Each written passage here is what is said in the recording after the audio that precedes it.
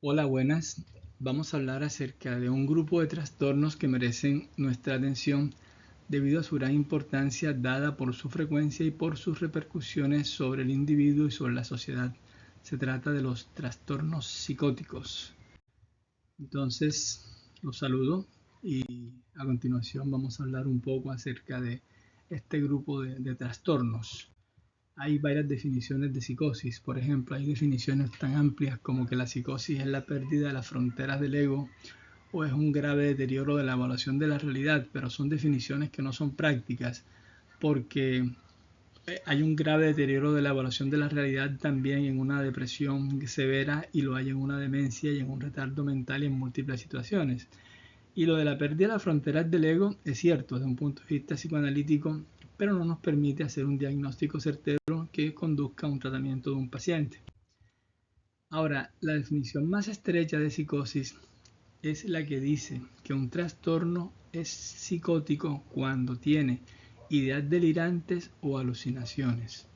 Esa es la definición más estricta de psicosis que hay y se aplica, por ejemplo, a los trastornos psicóticos inducidos por una sustancia o un medicamento o debidos a otra afección médica. En general, uno habla de psicosis cuando los trastornos están dominados por las ideas delirantes, las alucinaciones, el lenguaje desorganizado, la conducta desorganizada y la conducta catatónica.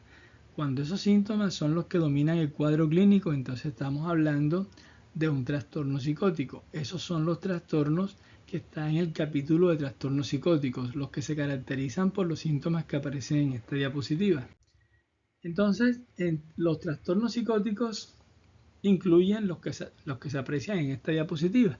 Por ejemplo, el trastorno psicótico no especificado, que es el que se da cuando no tenemos información suficiente. Eso es un diagnóstico de urgencia, es un diagnóstico transitorio que es perfectamente válido. Trastorno psicótico inducido por sustancias es el que se debe, como el nombre lo indica, a que la persona ha consumido una sustancia y eso le produce alucinaciones o delirios. El trastorno psicótico debido a enfermedad médica es aquel en el que se demuestra que los síntomas que presenta el paciente se deben a una enfermedad que está sufriendo. El trastorno psicótico compartido es el que se desarrolla en personas que tienen una relación muy estrecha. Una de las dos partes tiene un trastorno psicótico primario y a la otra persona se le contagia, entre comillas, ese trastorno. Puede ser entre 2, 3, 4, 5, 6, 10 personas. El trastorno delirante es un trastorno que se caracteriza porque la única alteración que tiene la persona es una idea delirante que generalmente está muy bien estructurada y por lo general es probable, o sea, es creíble. En el trastorno esquizoafectivo se cumplen tanto los criterios de esquizofrenia como los criterios para un trastorno del estado de ánimo.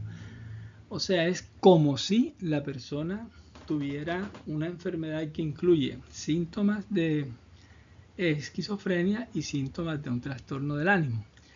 En el trastorno psicótico breve encontramos síntomas muy similares a los de la esquizofrenia, pero dura solamente de 1 a 30 días. Y en el trastorno esquizofreniforme encontramos síntomas similares a los de la esquizofrenia que van de 1 a 6 meses.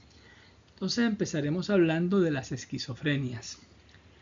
Así que vamos a ver en qué consiste esto. Esto es un concepto que ha evolucionado mucho a lo largo de los años. Antes se hablaba de diversos tipos de esquizofrenia, ahora se considera que hay solamente una esquizofrenia, que la esquizofrenia es una sola, no importa la manera en que se manifieste. Es la enfermedad que más cara le sale a la humanidad en términos de años de vida laboral perdidos. O sea, cuando una persona tiene esquizofrenia ya no va a poder trabajar en lo que hubiera trabajado si no hubiera tenido la enfermedad, y como esto suele comenzar en la juventud, entonces termina la persona perdiendo 40 años de vida laboral o 45 años de vida laboral, 30 años de vida laboral, y eso tiene un impacto muy grande sobre la economía mundial. A eso hay que sumarle además los gastos por medicamentos. Un tratamiento para esquizofrenia puede costar 50.000 pesos mensuales, pero también puede costar 1.000.000 de pesos mensuales, perfectamente. Y tenemos los gastos derivados de las hospitalizaciones, que como sabemos no son baratas. Entonces, la prevalencia de vida de la esquizofrenia es de 1%. Según el Manual Diagnóstico y Estadístico de los Trastornos Mentales, esta prevalencia está alrededor del 0.6%, 0.7%. Sin embargo, esa es una prevalencia que resulta bastante baja porque hay otras fuentes que nos hablan de 2%. Entonces, en promedio, lo que uno acepta a nivel mundial es que el 1% de la población tiene o va a tener esquizofrenia. Estamos hablando de 80 millones de personas a nivel mundial, que es más de la población de Alemania o por ahí, tiene esquizofrenia o la va a tener. En cuanto a la edad de inicio, esta es una enfermedad que se manifiesta temprano en la vida. De hecho, Kraepelin la denominó demencia precoz, porque se manifiesta en personas adolescentes o personas que están empezando la adultez. Generalmente la esquizofrenia comienza en los varones entre los 15 y los 25 años y en las mujeres entre los 20 y los 35 años. La esquizofrenia puede empezar también a los 10 años, a los 12 años, sí, pero esas son las edades más frecuentes, las que mencioné ahora. Y es muy raro que la esquizofrenia comience después de los 40 años. Cuando uno tiene síntomas compatibles con esquizofrenia, la persona tiene ya más de 35 o 40 años, hay que descartar otra cosa, por ejemplo, un trastorno esquizoafectivo o un trastorno psicótico de una causa orgánica. En cuanto a la raza, es igual en todas, y en cuanto al estatus social, también se da por igual en todos los niveles de la sociedad. Ahora, en cuanto a los criterios diagnósticos, ¿cuáles son estos? Una persona que para poder recibir el diagnóstico de esquizofrenia tiene que tener unos síntomas que se llaman de fase activa, que deben durar mínimo un mes o menos si ha habido tratamiento. Y son los síntomas que están en esta diapositiva: delirios, alucinaciones, lenguaje desorganizado, comportamiento desorganizado o comportamiento catatónico y síntomas negativos. Ahora, ¿qué es un delirio? Un delirio es una creencia errónea que no se puede reducir a pesar de la evidencia en contra. O sea, la persona cree algo que no es cierto, por ejemplo, que lo están persiguiendo, que tiene plata, que es el salvador del mundo, y eso no es verdad, pero no hay forma de que la persona entre en razón. Entonces, es una creencia errónea que no se puede reducir a pesar de la evidencia. Una alucinación es una respuesta perceptual sin que haya un estímulo sensorial.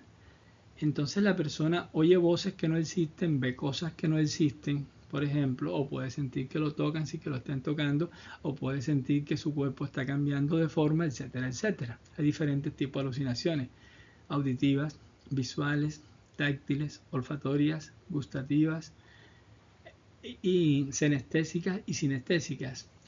Sin embargo, las más frecuentes en la esquizofrenia son las alucinaciones auditivas complejas de voces que hablan entre ellas o hablan acerca del sujeto y comentan sus actos. Las alucinaciones visuales también son frecuentes en la esquizofrenia, pero no suelen ser muy nítidas. Cuando uno encuentra alucinaciones visuales muy nítidas, igual que alucinaciones olfatorias, gustativas o táctiles, debe pensar en organicidad.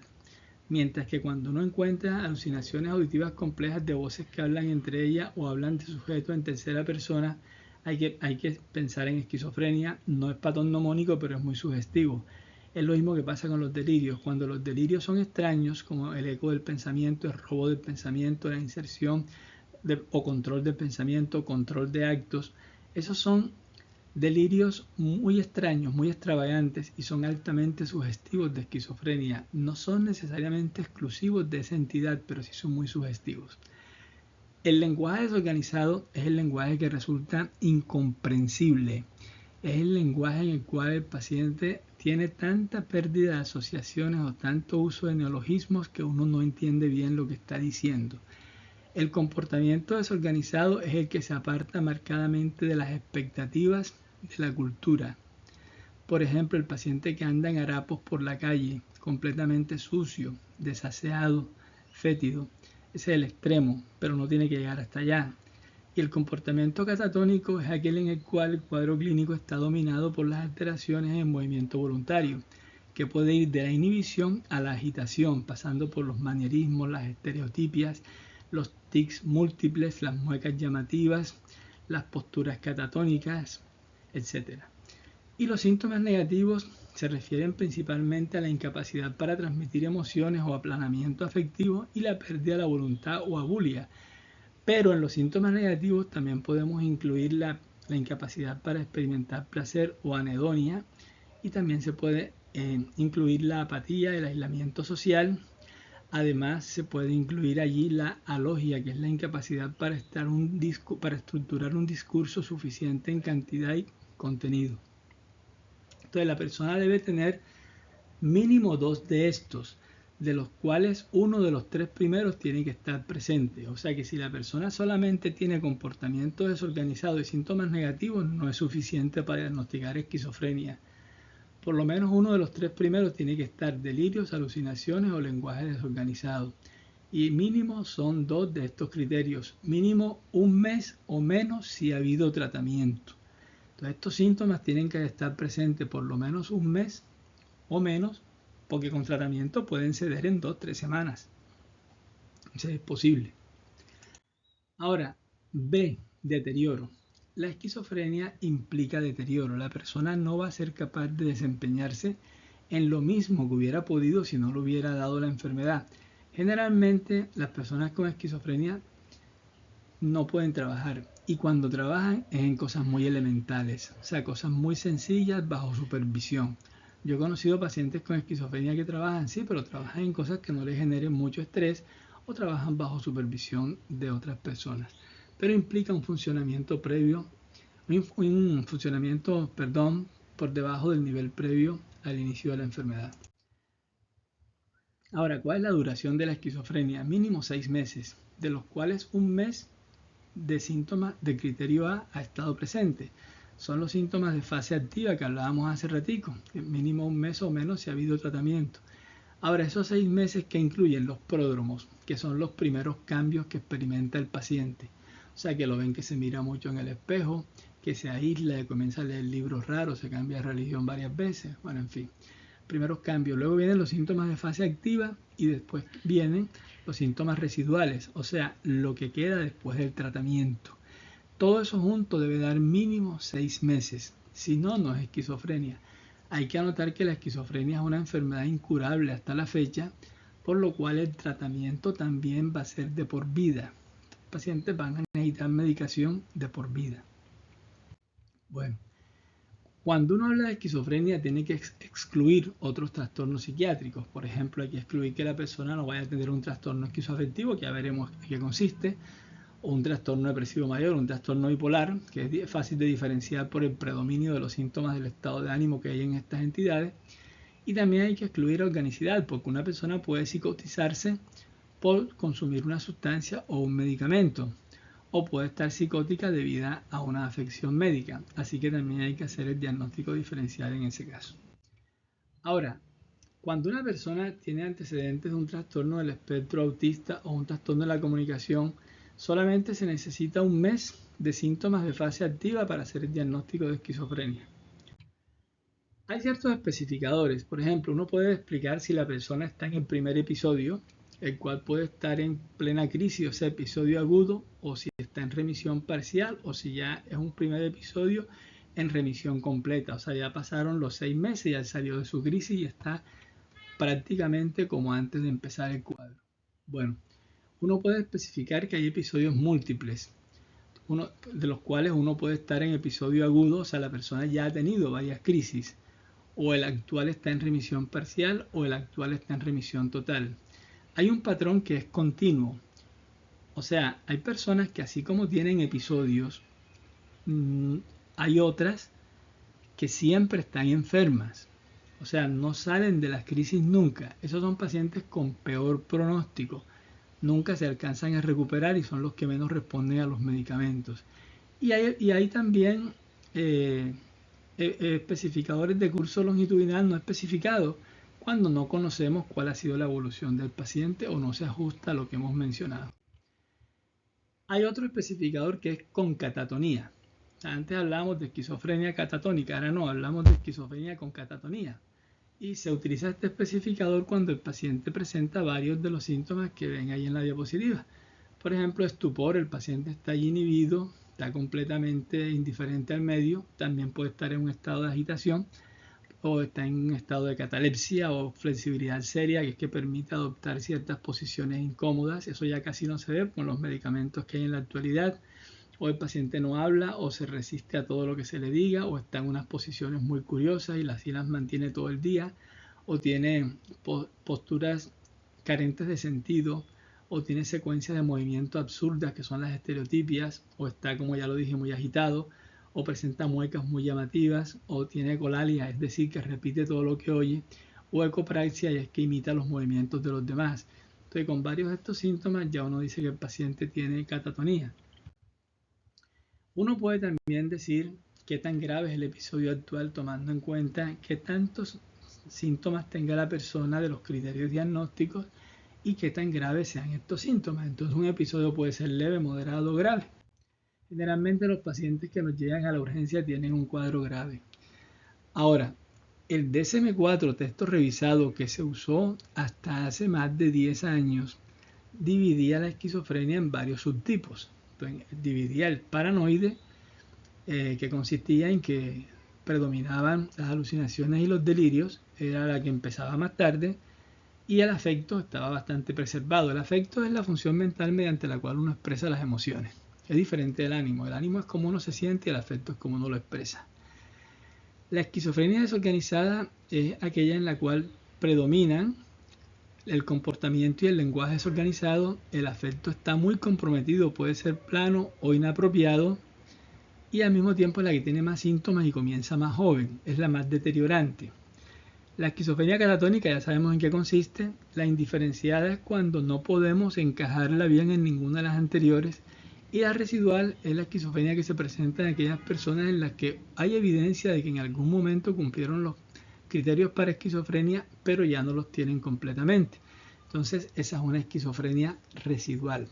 Ahora, ¿por qué si el DSM-4 ya no se usa, yo traigo esta subdivisión? Porque muchos psiquiatras consideran que sí deberían usarse esas divisiones, y además porque la serie 10 versión 2019 es la que se utiliza en nuestro país y en muchos países con fines estadísticos, y también tiene subdivisiones que son muy parecidas a las del DSM. Tenemos, por ejemplo, la esquizofrenia paranoide, ya sabemos que es la hebefrénica, equivale a la desorganizada.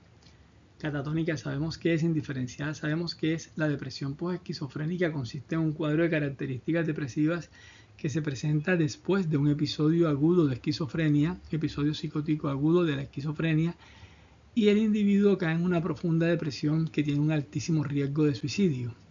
La esquizofrenia residual ya la vimos en qué consiste, y la simple no existe. Bueno, ahora, ¿cómo tratamos a un paciente con esquizofrenia en urgencias? O un paciente con un trastorno psicótico en general. Yo les ofrezco dos esquemas. El esquema es combinar haloperidol con midazolam. El midazolam es una benzodiazepina que se puede utilizar intramuscular porque tiene una absorción predecible. Entonces uno no tiene riesgo de que no sepa cuándo le va a hacer efecto. Le va a hacer efecto rápidamente. Entonces este es un buen esquema para un paciente agitado. El haloperidol es el antipsicótico más confiable en casos de organicidad, o sea que si el paciente está psicótico por una afección médica también podemos utilizar haloperidol. El haloperidol viene en ampollas, en tabletas y en gotas. Entonces es muy fácil para iniciar para el tratamiento de la fase aguda en la urgencia, combinado con la benzodiazepina. El otro esquema es utilizar olanzapina. La olanzapina intramuscular no se debe combinar con benzodiazepinas porque existe un riesgo de depresión respiratoria. Siendo sinceros, es mejor para calmar la agitación de un paciente la asociación entre haloperidol y midazolam que la olanzapina. Así que si el paciente está bastante tranquilo, está en urgencia, pero no está agitado, está más bien inhibido, la olanzapina es una excelente opción. Ahora, no se les olvide en estos pacientes verificar el estado de hidratación. Es muy importante porque muchos pacientes que llegan a urgencia llevan varios días sin comer o beber bien.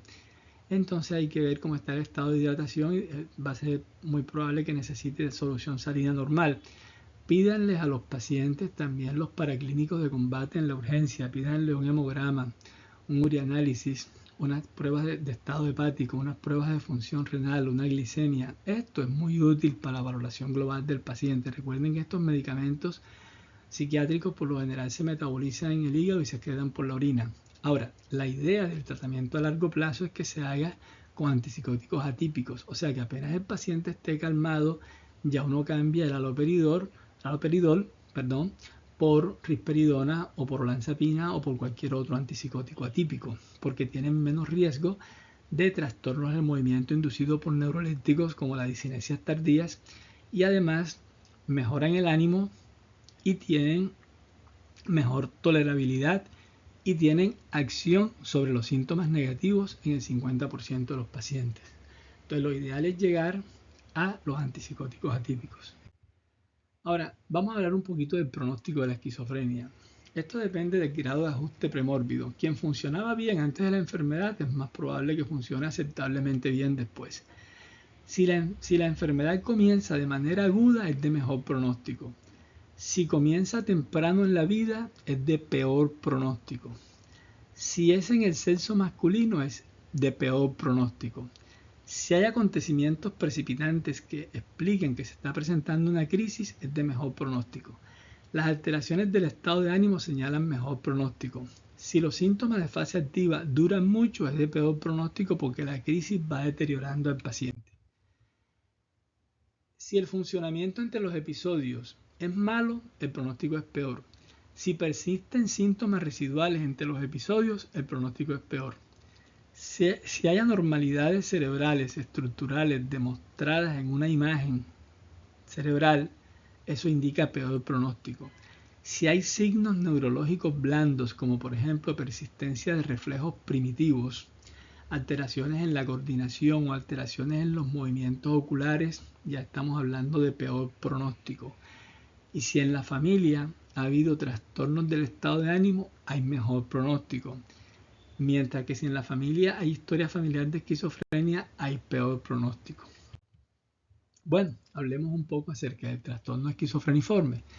Son los mismos síntomas de la esquizofrenia, pero con una duración de 1 mes a 6 meses. Estos pacientes, después de que pasan los 6 meses, vuelven a su funcionamiento habitual. Puede que les repita, sí, está bien, puede que a los 2 años, a los 10 años, a los 20 años les vuelva a repetir, sí, pero quedan funcionando igual que antes. Entonces así nos evitamos sobrediagnosticar la esquizofrenia. Hay unos especificadores de buen pronóstico. Por ejemplo, si los síntomas psicóticos se manifiestan dentro de las primeras 4 semanas después del primer cambio de funcionamiento que se vio en el individuo, eso es de buen pronóstico. O sea, los síntomas se instalaron rápido. O sea, se instalaron en el primer mes. Si el paciente está confuso o perplejo ante lo que le está pasando, quiere decir que es distónico con lo que está ocurriendo. Eso es de buen pronóstico. Si hay un buen ajuste premórbido, o sea, la persona tenía amistades, trabajaba, estudiaba, etc., eso es de buen pronóstico. Si el afecto no está plano ni embotado, también mejora el pronóstico. Entonces, con 2 de ellos, uno puede tener un pronóstico bastante favorable y es probable que el paciente vuelva a su funcionamiento habitual. Más o menos el 20% de los pacientes vuelven a su funcionamiento habitual. Hay que especificar si el paciente tiene catatonía y la gravedad actual. Ahora, lo de la gravedad actual es opcional. Ustedes no se preocupen por eso. Y catatonía solamente cuando está presente. Bien. En cuanto al trastorno psicótico breve, vemos que son los mismos síntomas de la esquizofrenia, aunque no tomamos en cuenta los síntomas negativos. Basta con uno de esos síntomas, uno solo. Basta, es suficiente que esté presente en un periodo de 1 día a 1 mes. O sea, no pasa de 1 mes. Este trastorno se instala bruscamente, súbitamente, y así como llegó, se fue. Ya necesita de todas maneras medicamentos para que se mejore lo más rápido posible, para que tenga la menor repercusión posible y para disminuir el riesgo de que repita. Entonces, si hay un estresor notable que lo justifique, el pronóstico es mejor. Cuando inicia en el posparto hay 2 grandes riesgos, que son infanticidio y suicidio. Entonces es muy importante ver cuando un cuadro de esto se presenta en el posparto. También hay que tener en cuenta el especificador de concatatonía. O sea, si una persona tiene síntomas catatónicos y tiene un trastorno psicótico breve, pues a veces pasa desapercibido o confunde el diagnóstico, pasa desapercibido que sea un trastorno psicótico breve. Entonces uno tiene que tener los ojos abiertos porque a veces un trastorno psicótico breve se puede manifestar únicamente con catatonía. He visto pacientes así y aparentemente no tienen otros síntomas, pero es porque está ahí callado, quieto, inhibido. Y bueno, podemos especificar la gravedad actual. El trastorno esquizoafectivo es una enfermedad que se caracteriza porque tanto los síntomas psicóticos como las alteraciones del ánimo dominan el cuadro clínico. O sea, ambas cosas dominan el cuadro clínico.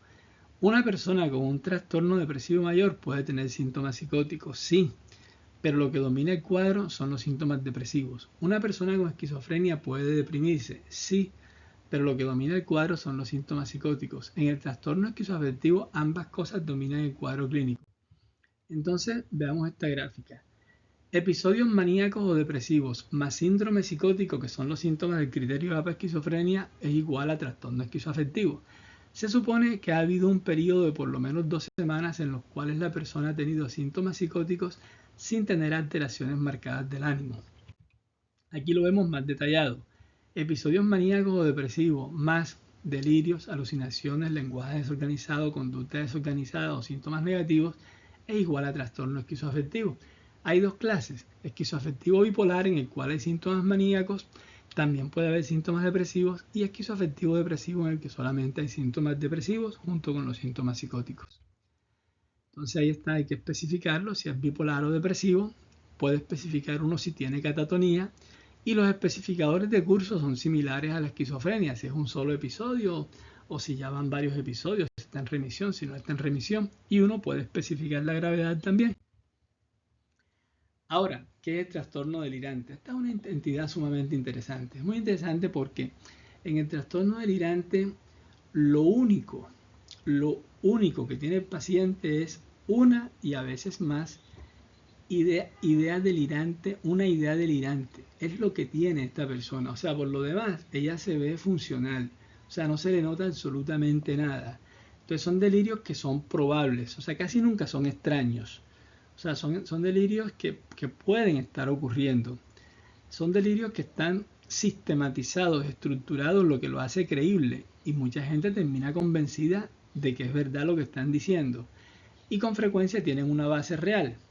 Por ejemplo, yo les puedo decir a ustedes que a un colombiano lo está persiguiendo la DEA porque estuvo en Estados Unidos durante una semana y regresó rápidamente.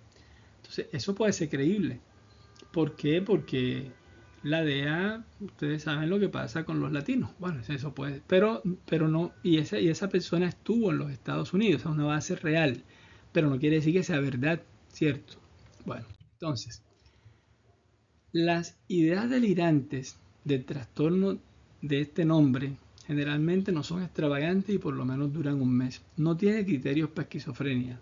La actividad social está conservada en términos generales, no hay episodios del ánimo importantes y hay que excluir organicidad. O sea, no se deben a una enfermedad médica, no se debe en absoluto a eso. Bueno, ahora, trastorno delirante, los más importantes son el erotomaníaco, ya, el trastorno delirante erotomaníaco es el que tiene que ver con la creencia de que una persona generalmente superior está enamorada de uno. El de grandiosidad, el nombre lo dice, la persona se cree superior a los demás. El celotípico, la persona cree que la pareja lo está celando. La persona es muy celosa, la persona cela mucho a la pareja. El persecutorio, la persona cree que hay un plan en contra de ella. Y en cuanto al somático, la persona cree que tiene una enfermedad que no tiene o un cambio en el funcionamiento de su cuerpo. La persona, por ejemplo, puede creer que tiene SIDA. Entonces repasemos un poco. Por ejemplo, erotomaníaco, la persona cree que Julio Iglesias está enamorado de ella. De grandiosidad, cree que tiene dinero, que pertenece a una familia muy especial. Celotípico, está convencido de que la pareja le es infiel. Y ese celotípico es sumamente peligroso porque puede terminar en una muerte, puede terminar en un homicidio. El persecutorio, es uno que tiene bastante riesgo de suicidio, porque a veces la persona dice, bueno, antes de que me hagan daño, mejor me mato yo para evitar esa situación. Así que no es desestimable el riesgo de suicidio en estos pacientes. Y el somático se refiere a las alteraciones del esquema corporal o el funcionamiento del cuerpo. Hay personas que están convencidas de que despiden un olor desagradable, por ejemplo, o que el cuerpo les ha cambiado de alguna manera. Yo conocí un paciente que tenía 14 años insistiendo en que tenía SIDA y no tenía SIDA ni nada, ¿no? Y el mixto, pues cuando combina dos o más de dos o más ideas delirantes, y no especificado cuando no cabe ninguna de las ideas delirantes más frecuentemente descritas. Bien, entonces hablamos de trastorno psicótico compartido cuando hay dos personas que tienen una relación muy estrecha y una de ellas termina desarrollando síntomas psicóticos parecidos a los que tiene una persona originalmente.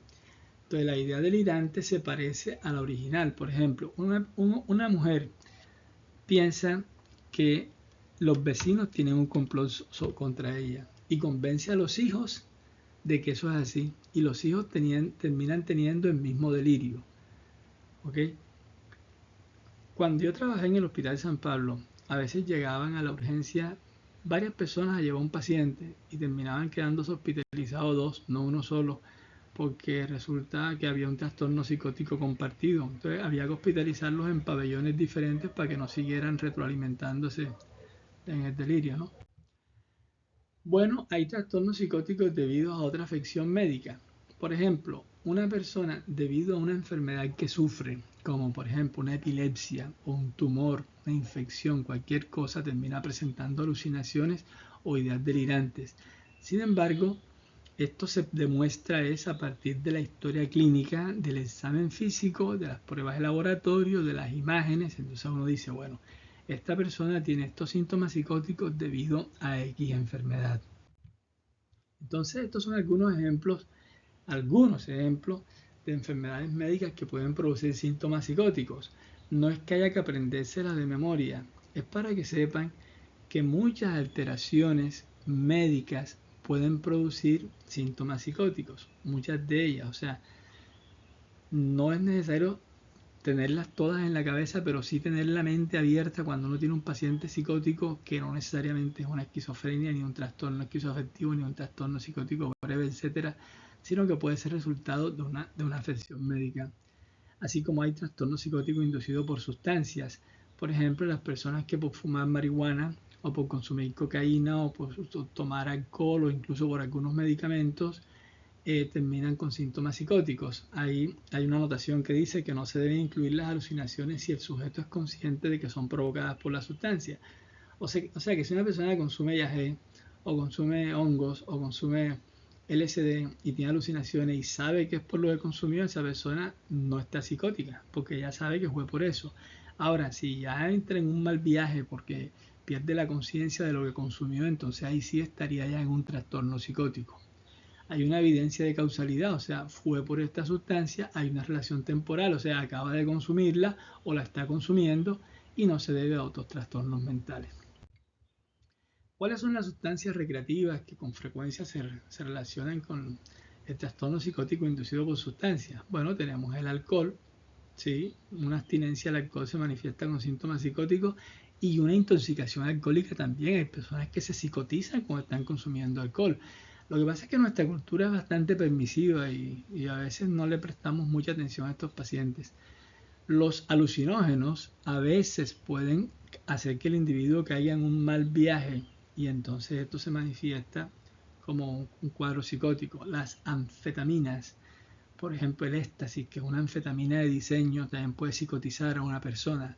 El cannabis, miren, la marihuana no es tan inofensiva como la gente cree. Yo he visto mucha gente psicótica por marihuana. Amén de que la marihuana es capaz de aumentar el riesgo de que una persona tenga esquizofrenia. Pero bueno, ya eso es un punto aparte, porque ya ahí no estaríamos hablando de un trastorno psicótico inducido por cannabis, sino que el cannabis fue el detonante de un trastorno psicótico de larga duración. La cocaína, ni se diga, y aquí hago un paréntesis, cuando uno va a tratar en urgencia a un paciente con un trastorno psicótico inducido por cocaína, no debe utilizar aloperidol, únicamente la benzodiazepina. Ahora, la fenciclidina, que no se ve mucho en nuestro medio, puede psicotizar a una persona, los inhalantes también, los opiáceos pueden hacerlo, cualquier sedante, hipnótico o ansiolítico también puede psicotizar a una persona, y el 2CB también es una sustancia que puede producir síntomas psicóticos. Ahora, continuemos con medicamentos que pueden producir síntomas psicóticos. No voy a leer la lista. Es solamente para que ustedes vean que prácticamente cualquier grupo de medicamentos puede producir síntomas psicóticos, virtualmente hablando. Casi que cualquier grupo de medicamentos. Échenle una ojeada rápida a esta diapositiva y verán que no se escapa casi ningún grupo. Bueno, se escapan los antipsicóticos, creo yo. El trastorno psicótico inducido por una sustancia o medicamento puede darse durante la intoxicación o después de que ha pasado la intoxicación. Hay otros trastornos del espectro de la esquizofrenia especificados y otros trastornos psicóticos. Por ejemplo, las personas que solamente tienen alucinaciones auditivas persistentes. Hay personas que solamente tienen eso. Las personas que tienen delirios pero con alteraciones importantes del ánimo y se parece mucho al trastorno esquizoafectivo.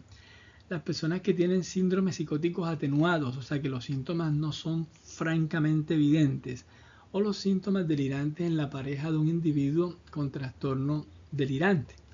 O sea, a veces no llegan a cumplir criterios para un trastorno psicótico compartido, por ejemplo, o son dos personas con trastorno psicótico que se encontraron y están compartiendo sus delirios, pero ya los tenían cada uno por su lado.